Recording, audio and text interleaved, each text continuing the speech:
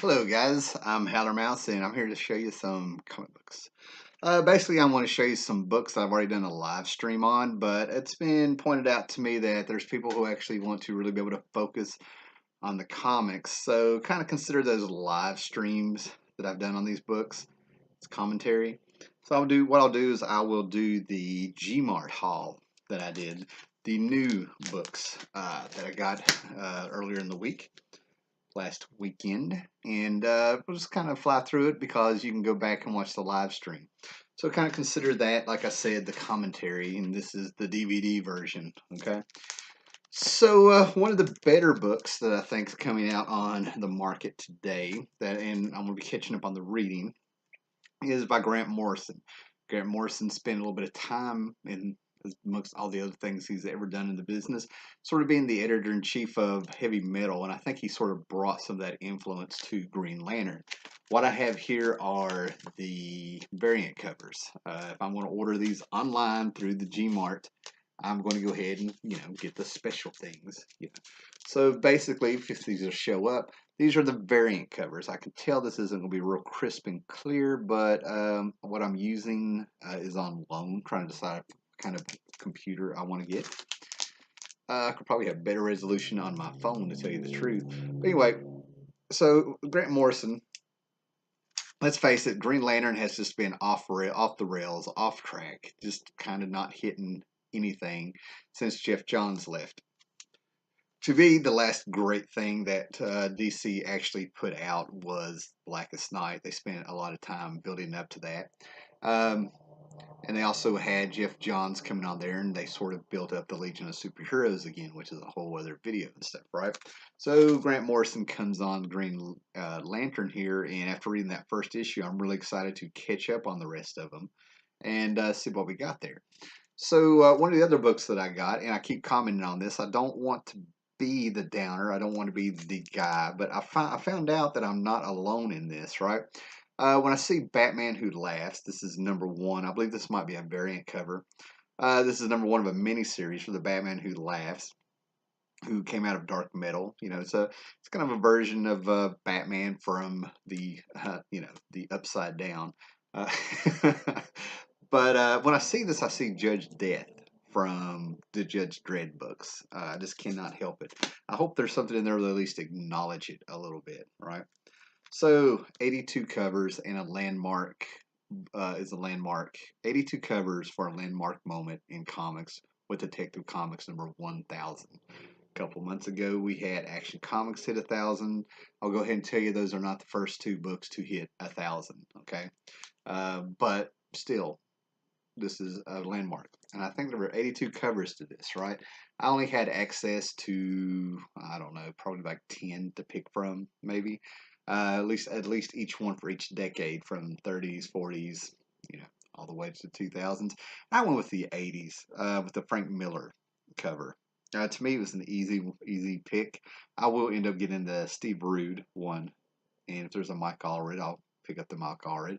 But the thing about it is that months ago on a live stream, maybe when I came back, someone asked me about moments in Batman's history, which is more important, Neil Adams and Denny O'Neil in the Bronze Age in the 70s, what they did to Batman, kind of returning him to the dark, or what Miller did with Dark Knight Returns. It kind of feeds on itself, whether it had been a Batman. But the sales were so bad after the Batman TV show of the 60s went off the air that I found out that, reports say that they were pretty much really close to canceling Batman. So would there have been a Batman for Frank Miller to pick up on? I don't know.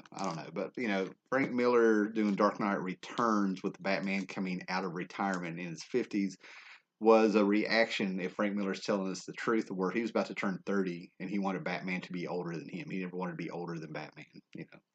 A series of books that to me just fell flat on the ground. And that's really sad because I have pretty much almost everything that Neil Gaiman has done with the Sandman.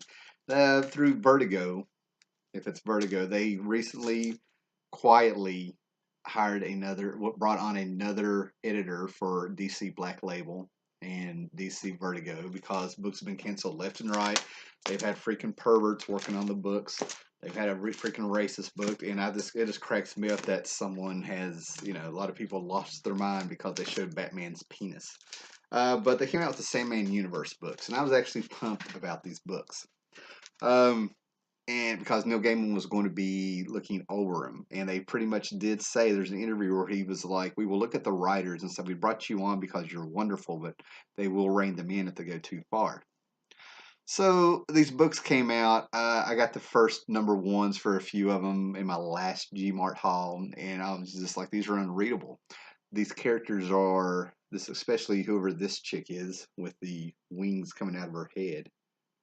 They're abrasive. There's nothing to be sympathetic with them. There's no way to connect with them. You're kind of wondering what they're in the books for. Why are they in the dreaming? Um, Especially this character, it was so contrived for her to have a motivation that it just really stuck out like a sore thumb. It was almost, I dare say it, it was almost like a little kid who was 7 years old on the playground making up a story along with their little friends when they're playing pretend so they can have drama. I mean, it was just terrible. And I'll stick by that. So I'm probably going to be selling all of these books. The House of Whisper was unreadable. I tried 3 times to get through issue number 1. It was terrible. Um, Books of Magic were coming on here. I'm finally getting some of these. I think I have the first 2, 3 issues now, and I'm hoping I have a very special place for Timothy Hunter. It's because of Timothy Hunter I could never get on board with Harry Potter. Um, but and I've got a bunch of books of magic. The 1990s 4-issue miniseries that Neil Gaiman wrote with different artists on each of the issues is a must-have. I think it's one of the top 40 greatest comics of all time. So I'm hoping they don't do anything really bad with these. Now, here's another House of Whisper.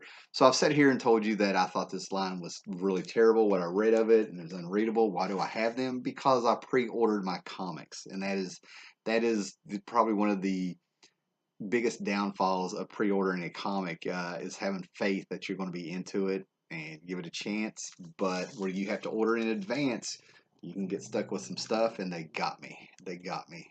There's more books of magic. The Lucifer one. I probably won't be hanging on to Lucifer. I really totally have a problem with Lucifer being the protagonist instead of the antagonist, if I'm getting that right. I'm really tired. But it's Lucifer to me should never be a sympathetic character. If he's going to be the main person, if it's going to center on him, you're going to tell a story about Lucifer. He should never be the hero in any way, shape, or form. So I got that because I just got carried away with getting number ones there. So we'll see what happens there. And like I said, this House of Whisper and The Dreaming, I just thought they were unreadable. So we'll see what happens. Gorgeous covers, though. Okay.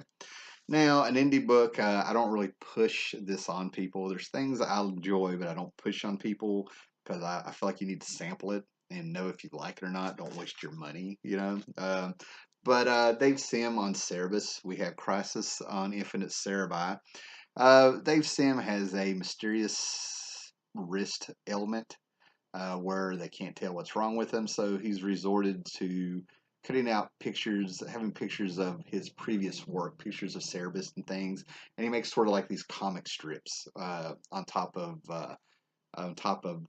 Dante Inferno type paintings and things like that. Like Cerebus is in hell and things like that. But he's playing around, and there's some satire going on. So this was a one shot, and I pretty much get anything with Crisis on it.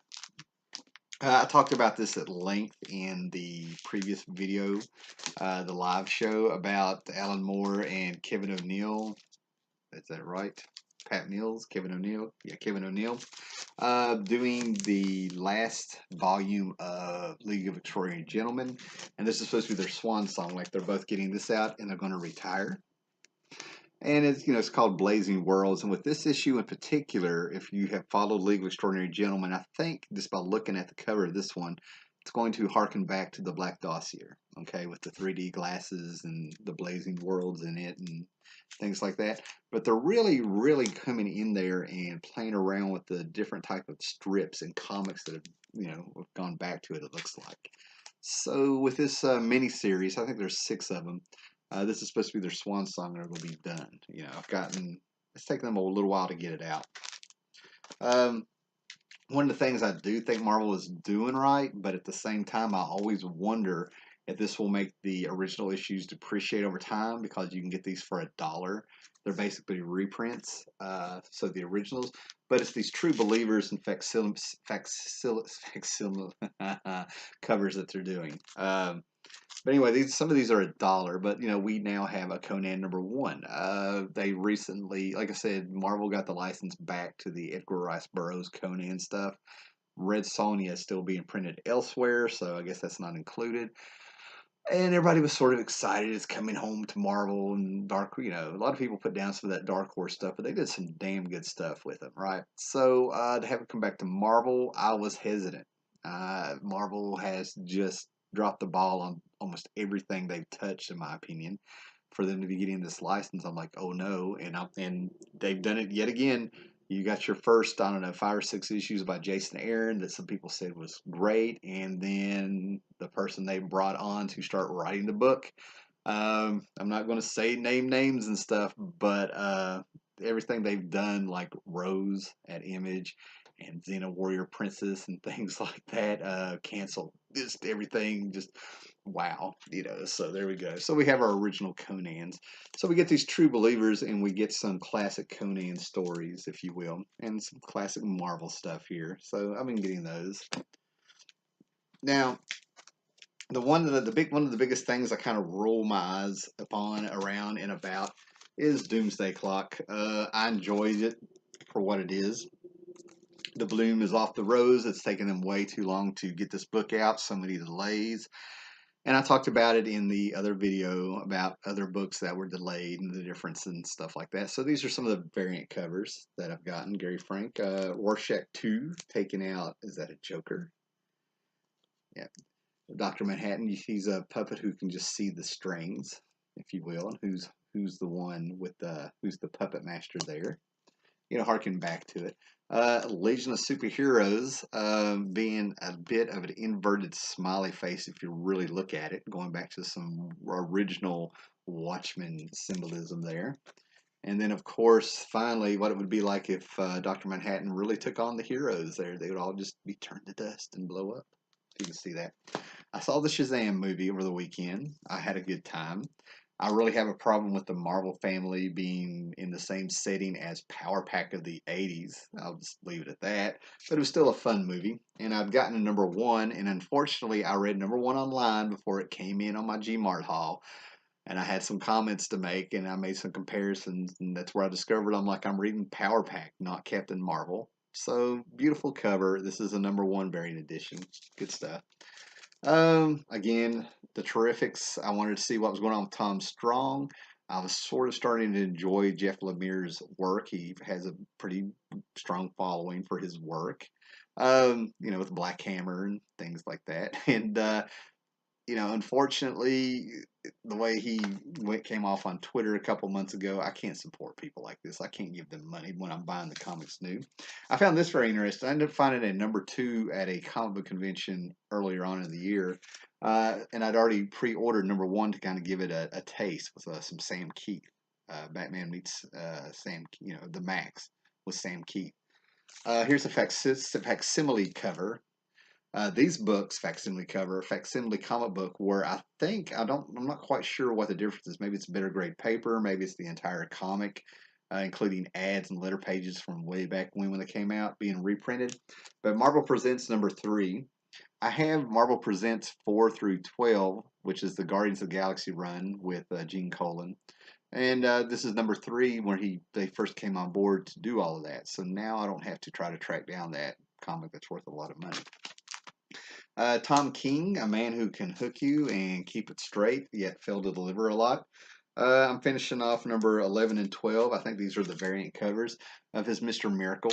And there for a brief time, everybody was loving how the series started. Got the hook, the mystery, what's going on. I felt like I was reading Jacob's Ladder, which was a movie in the late 80s with Tim Robbins and stuff. So I thought I knew where he was going with it, and everybody I know who finished this or read this is very disappointed.